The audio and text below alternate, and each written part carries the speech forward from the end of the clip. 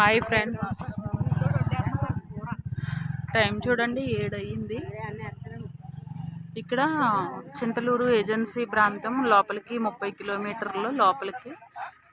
ఇక్కడ కొండల మీద సోలార్తోనేనండి, ఇది సోలార్ లైట్స్. వీళ్ళకి కరెంట్ సదుపాయం ఏమీ సదుపాయాలు లేవండి.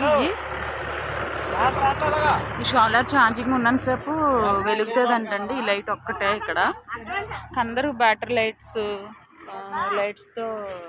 చూసుకుంటున్నారు.